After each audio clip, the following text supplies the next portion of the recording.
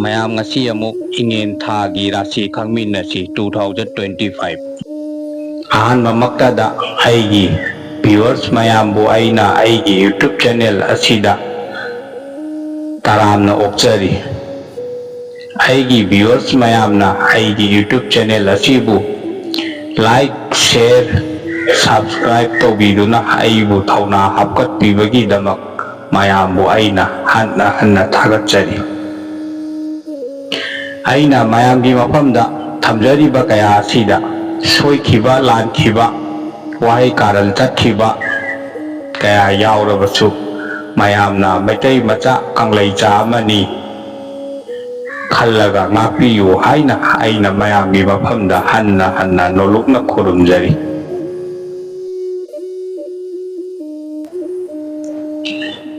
ꯏꯉꯦꯟ ꯊꯥꯒꯤ ꯃꯦꯁ ꯔꯥꯁꯤꯒꯤ ꯃꯇꯥꯡꯗꯁꯨ ꯀꯔꯤ ꯑꯣꯏꯕ ꯍꯥꯏꯕꯗꯨ ꯃꯌꯥꯝ ꯈꯪꯃꯤꯟꯅꯁꯤ꯫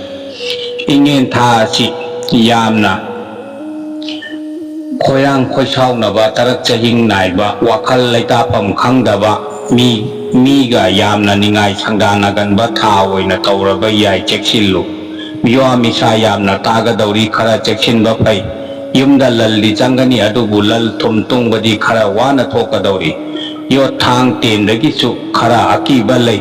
ꯍꯤꯗꯦꯟ ꯇꯔꯦꯠꯀꯤ ꯏꯁꯤꯡꯅ ꯏꯔꯨ ꯁꯥꯗꯦꯡꯉꯨ, ꯑꯗꯨꯒ ꯍꯩ ꯑꯍꯨꯝ, ꯂꯩ ꯃꯆꯨ ꯑꯍꯨꯝ, ꯀ꯭ꯋꯥ ꯇꯥꯡꯒ ꯑꯃ, ꯄꯥꯅ ꯇꯥꯡꯒ ꯑꯃ, ꯐꯤꯔꯥꯜ ꯃꯆꯨ ꯑꯍꯨꯝ, ꯃꯩꯔꯥ ꯑꯍꯨꯝ ꯌꯥꯎꯅ ꯂꯥꯏꯁꯪ ꯑꯃꯗ ꯏꯄꯣꯛ ꯅꯨꯃꯤꯠꯇ ꯀꯠꯊꯣꯛꯎ꯫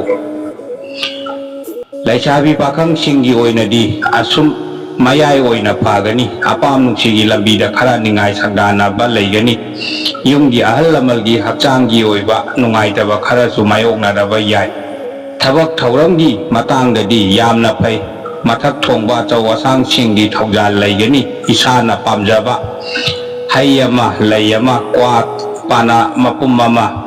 ꯃꯩꯔꯥ ꯑꯍꯨꯝ, ꯗꯈꯤꯅꯥ ꯑꯃ ꯌꯥꯎꯅ ꯏꯄꯣꯛ ꯅꯨꯃꯤꯠꯇ ꯅꯣꯡꯄꯣꯛ ꯅꯤꯡꯊꯧ ꯁꯤꯗꯕ ꯏꯄꯥꯗ ꯀꯠꯆꯧꯋꯣ, ꯌꯥꯏꯐꯕ ꯑꯣꯏꯒꯅꯤ꯫ ꯑꯋꯥꯡ ꯃꯥꯏꯀꯩ ꯆꯠꯄ ꯄꯥꯡꯗꯦ, ꯐꯠꯇꯦ꯫ ꯑꯋꯥꯡ ꯃꯥꯏꯀꯩ ꯑꯁꯤ ꯌꯦꯛꯅꯩ, ꯑꯗꯨꯒ ꯑꯋꯥꯡ ꯃꯥꯏꯀꯩ ꯑꯁꯤ ꯑꯁꯤꯕ, ꯗꯥꯎ ꯌꯥꯗꯕ ꯃꯥꯏꯀꯩꯁꯨ ꯊꯣꯛꯏ꯫ ꯑꯋꯥꯡ ꯃꯥꯏꯀꯩꯗ ꯑꯅꯧꯕ ꯊꯕꯛ ꯊꯧꯔꯝ ꯁꯤꯟꯊꯥ ꯄꯥꯏꯈꯠꯄ, ꯁꯤꯟꯊꯥꯕ ꯐꯠꯇꯦ, ꯍꯧꯅꯗꯦ꯫ ꯌꯦꯛꯅꯕꯁꯤꯡꯒꯤ ꯃꯤꯠꯌꯦꯡ ꯐꯠꯇꯕ ꯌꯥꯝꯅ ꯂꯩꯒꯅꯤ꯫ ꯈꯨ ꯇꯥꯡꯒꯤ ꯑꯣꯏꯕ ꯅꯨꯡꯉꯥꯏꯇꯕ ꯈꯔ ꯂꯩꯒꯅꯤ꯫ ꯌꯥꯍꯧ ꯉꯟꯕ, ꯍꯛꯆꯥꯡ ꯁꯥꯖꯦꯜ ꯁꯥꯟꯅꯕ ꯌꯥꯝꯅ ꯀꯥꯟꯅꯕ ꯑꯣꯏꯒꯅꯤ꯫ ꯌꯨꯝꯗꯒꯤ ꯊꯕꯛ ꯏꯪꯈꯥꯡꯒꯤ ꯂꯝ ꯂꯥꯞꯅ ꯆꯠꯊꯣꯛꯄꯃꯇꯝꯗ ꯑꯉꯥꯡꯕ ꯃꯆꯨꯒꯤ ꯐꯤ ꯁꯦꯠꯄ ꯁꯤꯖꯤꯟꯅꯕ ꯌꯥꯏꯐꯕ ꯑꯣꯏꯒꯅꯤ꯫ ꯏꯄꯥ ꯏꯕꯨꯡꯉꯣ ꯅꯣꯡꯄꯣꯛ ꯅꯤꯡꯊꯧ ꯁꯤꯗꯕ ꯏꯄꯥꯕꯨ ꯃꯇꯝ ꯄꯨꯝꯅꯃꯛꯇ ꯆꯦꯠꯅ ꯅꯤꯡꯖꯧ, ꯌꯥꯏꯐꯕ ꯑꯣꯏꯒꯅꯤ ꯑꯗꯣꯝꯒꯤ꯫ ꯑꯃꯨꯛ ꯕ꯭ꯔꯤꯁ ꯔꯥꯁꯤꯒꯤ ꯃꯇꯥꯡꯗ ꯏꯉꯦꯟ ꯊꯥꯁꯤ ꯃꯔꯝꯗ ꯈꯪꯃꯤꯟꯅꯁꯤ꯫ ꯏꯉꯦꯟ ꯊꯥ ꯑꯁꯤ ꯑꯐ ꯐꯠꯇ ꯑꯅꯤ ꯌꯥꯅꯅ ꯆꯠꯄ ꯊꯥ ꯑꯣꯏꯅ ꯇꯧꯒꯗꯧꯔꯤ꯫ ꯌꯨꯝꯗ ꯂꯜꯗꯤ ꯆꯪꯒꯅꯤ, ꯑꯗꯨꯕꯨ ꯂꯜ ꯆꯠꯅꯅꯕꯒꯤ ꯂꯝꯕꯤꯁꯨ ꯈꯔ ꯃꯔꯥꯡ ꯀꯥꯏꯔꯕ ꯌꯥꯏ꯫ ꯌꯨꯝꯗꯒꯤ ꯁꯅꯥ ꯂꯨꯄꯥ, ꯁꯥ ꯁꯟ ꯃꯥꯡꯕ ꯍꯥꯏꯕꯅꯆꯤꯡꯕ ꯊꯧꯗꯣꯛ ꯈꯔ ꯅꯪꯂꯕ ꯌꯥꯏ, ꯆꯦꯛꯁꯤꯜꯂꯨ꯫ ꯃꯔꯨꯞ ꯃꯄꯥꯡꯁꯤꯡꯒꯤ ꯃꯇꯦꯡꯗꯤ ꯐꯪꯒꯅꯤ,ꯃꯔꯨꯞ ꯃꯄꯥꯡꯁꯤꯡꯅ ꯆꯥꯟꯕ ꯑꯣꯏꯒꯅꯤ꯫ ꯁꯥꯒꯩ ꯅꯥꯇꯩꯁꯤꯡꯒꯗꯤ ꯃꯨꯛꯅꯕ ꯂꯩꯒꯅꯤ꯫ ꯈꯨꯅꯨ ꯑꯅꯤ, ꯂꯐꯣꯏ ꯂꯐꯥꯡ ꯆꯪꯊꯣꯛꯄ ꯑꯃ, ꯃꯩꯔꯥ ꯑꯍꯨꯝ, ꯀ꯭ꯋꯥ ꯄꯥꯅ ꯃꯄꯨꯝ ꯑꯃ,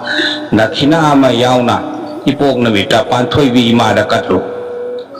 ꯂꯩꯁꯥꯕꯤ ꯄꯥꯈꯪꯁꯤꯡꯒꯤ ꯑꯣꯏꯅꯗꯤ ꯌꯥꯝꯅ ꯐꯩ꯫ ꯃꯔꯨꯞ ꯃꯄꯥꯡ, ꯈꯪꯅ ꯆꯥꯟꯅꯕꯁꯤꯡꯒꯤ ꯃꯇꯦꯡꯅ ꯆꯥꯎꯈꯠꯄ ꯄꯤꯕꯤꯔꯤ꯫ ꯅꯨꯡꯁꯤ ꯅꯨꯡꯉꯣꯟꯒꯤ ꯂꯝꯕꯤꯗ ꯅꯤꯡꯉꯥꯏ ꯁꯪꯗꯥꯅꯕ ꯂꯩꯔꯝꯕ ꯄꯨꯝꯕ ꯀꯣꯛꯇꯨꯅ ꯅꯨꯡꯁꯤ ꯄꯟꯊꯨꯡ ꯌꯧꯔꯕ ꯌꯥꯏ꯫ ꯊꯥ ꯑꯁꯤ ꯈꯔ ꯏꯊꯛ ꯏꯔꯥꯡꯗ ꯇꯥꯎꯕ ꯑꯣꯏꯅ ꯇꯧꯒꯗꯧꯔꯤ꯫ ꯊꯕꯛ ꯊꯧꯔꯝꯒꯤ ꯃꯇꯥꯡꯗꯁꯨ ꯌꯥꯝꯅ ꯐꯩ꯫ ꯃꯊꯛ ꯊꯣꯡꯕ ꯑꯆꯧ ꯑꯁꯥꯡꯁꯤꯡꯅ ꯌꯥꯝꯅ ꯌꯥꯕ ꯆꯥꯟꯕꯤꯕ ꯊꯥ ꯑꯣꯏꯔꯕ ꯌꯥꯏ꯫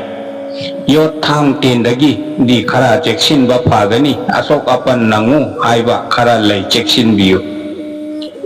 ꯅꯣꯡꯆꯨꯞ ꯃꯥꯏꯀꯩ ꯆꯠꯄ ꯐꯠꯇꯦ, ꯌꯦꯛꯅꯩꯌꯦ꯫ ꯅꯣꯡꯆꯨꯞ マイケイ ꯑꯁꯤꯗ ꯂꯩꯕ ꯃꯤꯑꯣꯏꯁꯤꯡꯒ ꯌꯥꯝꯅ ꯅꯤꯡꯉꯥꯏ ꯁꯪꯗꯥꯅꯕ, ꯇꯨꯡꯒꯤ ꯄꯨꯟꯁꯤꯗ ꯑꯀꯥꯏꯕ ꯂꯥꯛꯀꯅꯤ꯫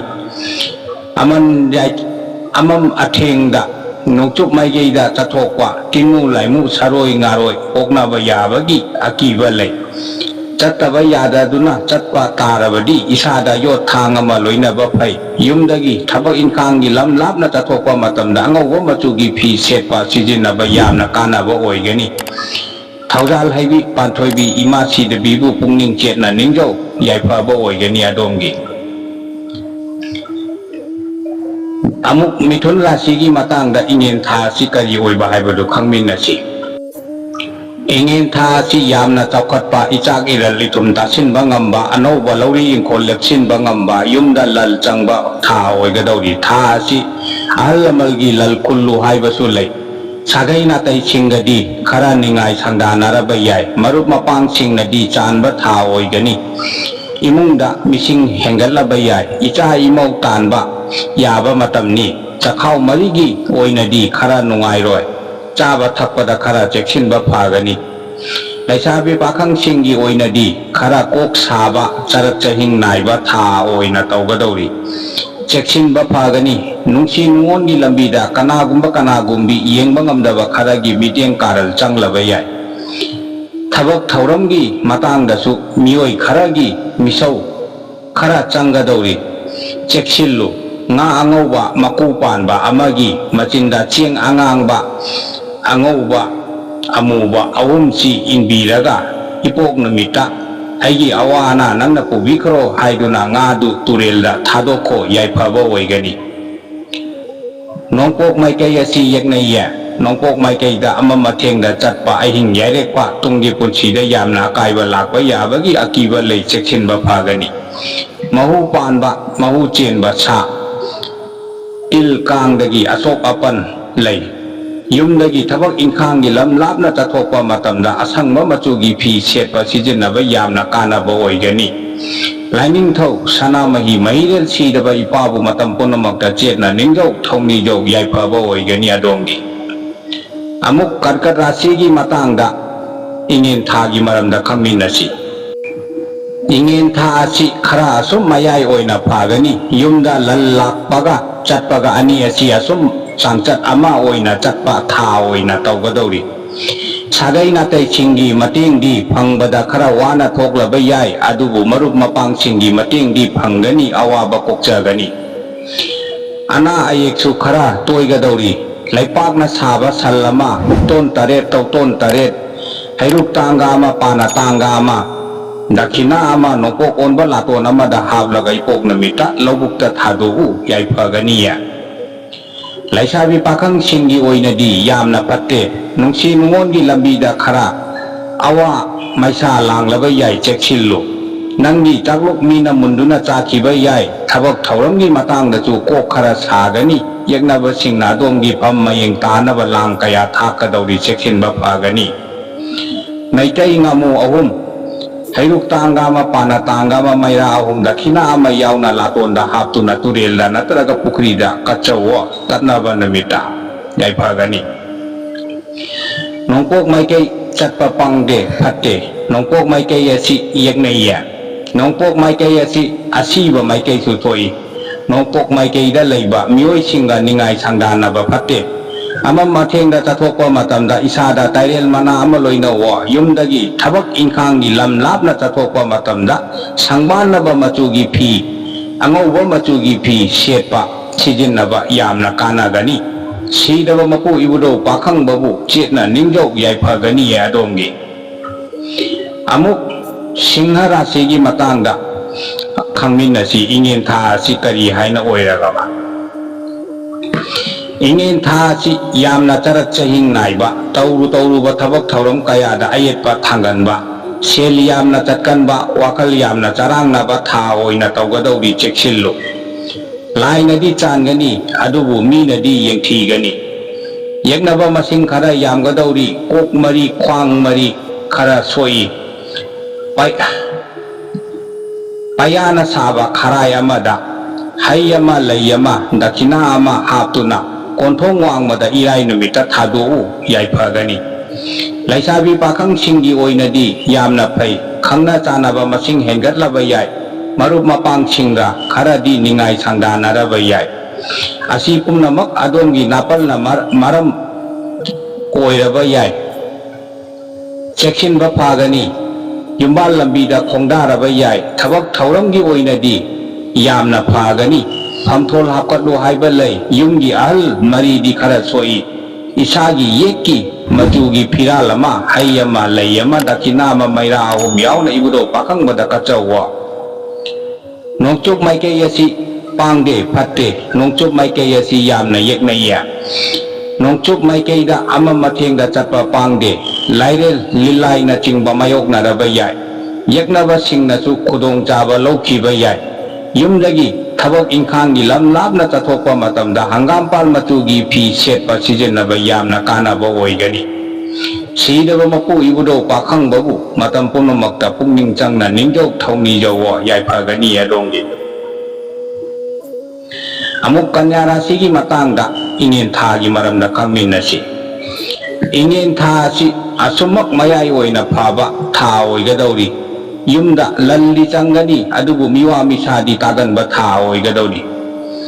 sagai natai chinga khara toina ningai changdanaraba yai adongi napalna adongi yeknaba oigadauri cheksillo tungi punsida yamna akaiba laglaba yai ising mari khara soi chaba thakpada khara cheksinba phagani yahonganna hogotpa ising kharai marang kaina thakpa hakjang sajel sanaba yamna kanaba oigani maroi nakupi ngalaga chaba su kanagani ising marida laisabi pakhang singi oina su yamna phattaba chanadaba tha oina tauraba yai Tauru thabak thauram khudingda ayetpa ithang thanganba tha oina tawgadauri cheksillo wakhal leitapam khangloidauri marup mapangi oiba nungaitaba pausu taraba yai thabak thauramdasu khara chayetnaba leiraba yai leipangna saba nganu ama hayuk tanga ama pana tanga ama dakina ama maira ama yauna ipok namita konthong wangmada namidangda lamlaida kathok chawa awang maikei asi chatpa pangde awang maikei asi yeknaiya awang maikei da lam chathokpa phatte karigumbada chattaba yadaduna chatpa tarabadi isada kori macheda ma loina wa yeknabana lakchaba ngamoya natrabadi yeknaba singna lakchaba yabagi akiba laigani yumdagi thabak inkhanggi lam lapna chathokpa matamda napu machugi phi amasung angobo machugi phi setpa sijinnaba yamna kanagani Sidaba mapu nongkok ningthau ipabu chetna ningjok thauni jau yaipaba oigani adongi amuk tulara sigi matangdasu ingen tha gi maramda khangminasi ingen tha si yamna afaba kanaba tha oina tawgadauri yumda lal thum changadauri anauba lauri yumpham lepsillu haiba pinabiba tha oina tawgadauri yumda misingchu hengatpa yaba lai icha ichu tanbada yamna chanaba tha oigadauri sagai natai chingi yamna nungaitaba paudi khara taraba yai cheksillo laiphedibi ama hayam taret leiram taret kabok nachan taret maira taret dakina ama latonda haplaga konthong wangmada tatnaba numita thadu ayetpa kokani phataba kokani ya laisabi pakhang singi oinadi kok yamna saba wakhal charangnaba yamna ningba kaiganba tha oigadauri kaina maisa langba yabagi akiba laiye gari thaubada cheksinba phai asok apal nangba yabagi akiba lai kok marida asok apal nanglaba yai thabak thauramgi matangdasu akaiba lakpa yabagi akiba lai khunu angangba angauba ani lapoi chang thokpa ama kwam pana mapum ama maira ahum dakina ama yauna nongpok ningthau ipada kachawa makha maikei asi pangde yeknaiya makha maikei asi asiba maikei thoi yeknaba singna khudong chaba lokhiba yabagi akiba lai cheksillu makong mari panba sa chaba yu thakpa yade yumdagi thabak inkhanggi lamlapna chathokpa matamda higok machugi phi amasung sorarel machugi phi setpa sijinnaba yaipaba oigani sidaba mapu nongkok ipabu chetna ningjau yaipagani adongi amuk basic rasigi matangda ingen tha gi maramda khangninasi ingen tha asi yamna kok khara chaba tauruba thabak thauram kayada yamna ayet apan thanganba mina yamna yengchinganba tha oina tawgadori yumda lal thumdi cha yamna changani adubu ichagira lepsinbadi khara wagadori ana aye khara toiganba tha oina tawgadori sagai natai chingasu khara ningai sangdanagadori cheksillu maikei ngamu ama hayruk tanga ama pana tanga ama maira ahum dakina ama yauna turella usin thado yaipagani laisabi pakhang singi oinadi asum mayai oina phai anauba marup mapang masing hengatlaba yai asina maram oiraga ariba marup mapang singa khara ningai sangdanaba yai cheksillu thabak thauramgi oinadi asum phagani hakchanggi oinadi chakhau mari nungairoi chaba thakpada khara cheksinba phagani nganu ok tharoi chaba yade hai ahum lei ahum maira ahum dakhina ama yauna ibudo pakangbada kachawo nongpok maikei chatpa pangde nongpok maikei asi yeknaiya nongpok maikei asi asiba maikei thoi timu laimu saroi ngaroi mayok na ba yabagi akiba laigani yumdagi thabak thauramgi lam lapna chathokpa matamda angauba machugi phi hangampal machugi phi setpa sijinnaba yamna yai kanaba yai phaba oigani sidaba mapu ibudo pakhang babu matam pumnamakta chetna ningjau thauni jawa yai phagani ya domgi amuk dhanu rasigi matangda ingen thagi maramda kari hairibano adusu khangminasi ingen tha asi yamna charak chahing naiba mi yamna khanaganba thabak thauram khudingmakta khurau ichen chenba mina yamna yengchinganba tha oina tawgadori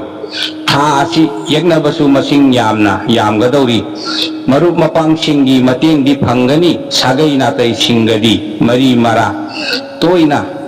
marai mara toina thangnaraba yai khara cheksillu nga angauba maku panba taret pana tanga ama hairuk tanga ama maira ahum dakhina ama yauna turil mapalda thadou ipok numita yai phagani laisabi pakhang singgi oinadi yamna phagadauri yumbal lambida khongdabagi wakhal leplaba singgi ningba thungbai tha oina tawgadauri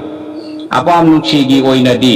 anauba khangna chanaba masing khara hengatlaba yai thabak thauramgi matangdasu yamna phai mathak thongba achaw asang singgi thaujal laigani thamthol hapkatlu haiba laiye yot thang tendagi di khara akiba lai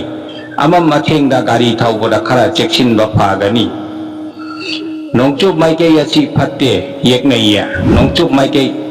asi asiba maikei su thoi cheksillu nongchup maikei da chatpa ahing yairekpa yeknabana khudong chaba lokhiba yabagi akiba laigani karigumbada chattaba yadaduna chatpa tarabadi isada yot thang ama loina wa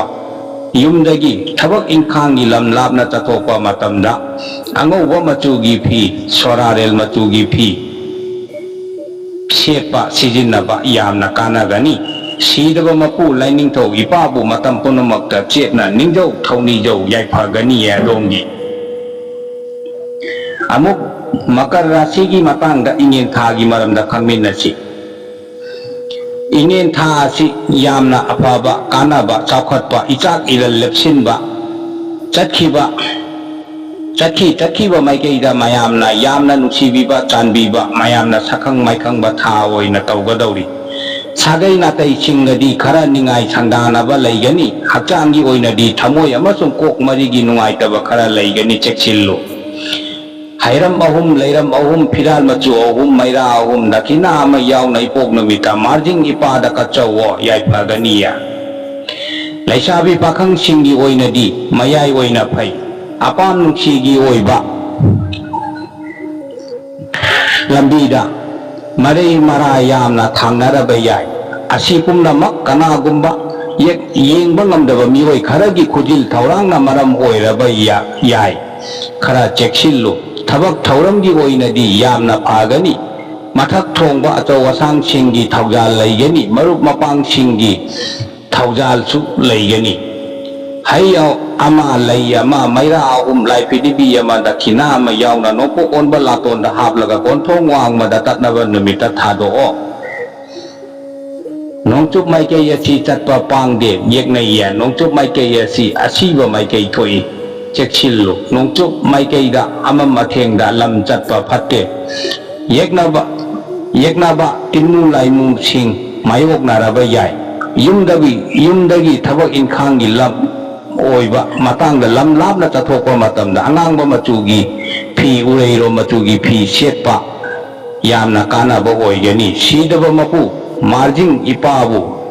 matam punamakta chetna ningjau yai phagania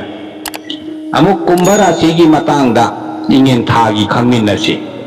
ꯏꯉꯦꯟ ꯊꯥ ꯑꯁꯤ ꯑꯁꯨꯝ ꯃꯌꯥꯏ ꯑꯣꯏꯅ ꯐꯕ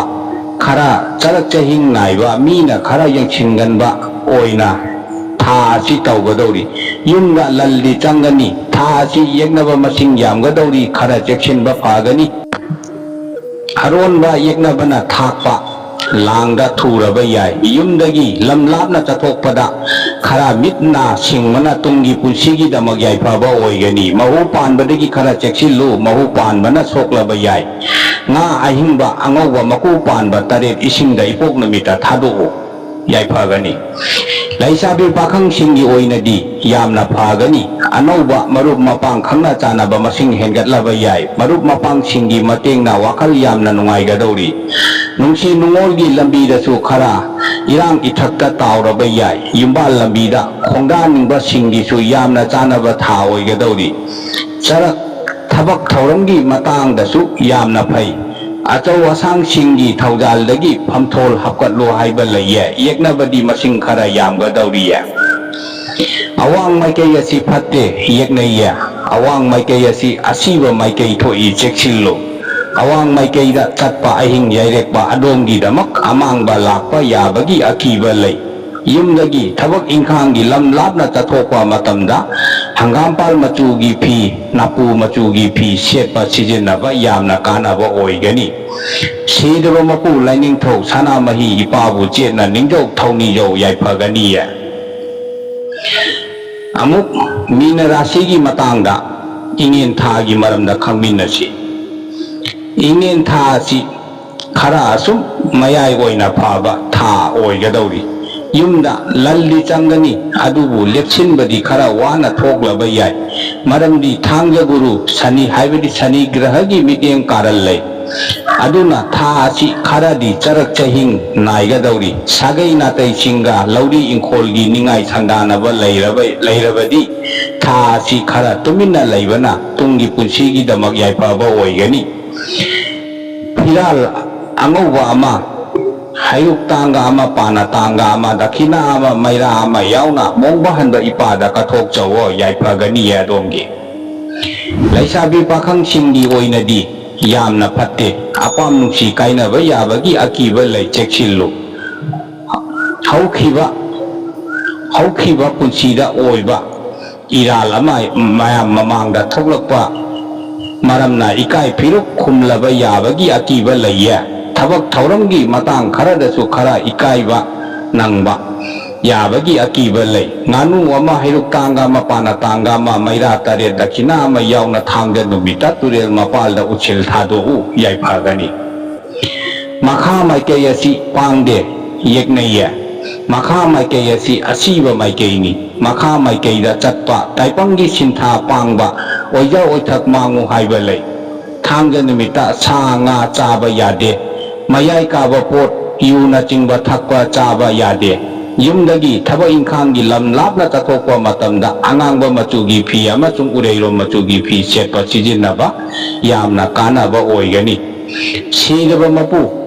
mongma hanba ipabu ningjau thaunijau yaifagani ya ngasigi oinadi aigi video si matang asida losinjarage viewers mayam khwai punamakna aigi video si like amasung share aduga viewers mayam na aigi channel asi subscribe tawbiyu asigumba khangbada yamna kanaraba mayam ama leiri atai di aigi mathangi video blog ta oina mayam khangminarasi hayum sidaba mapu ku sidaba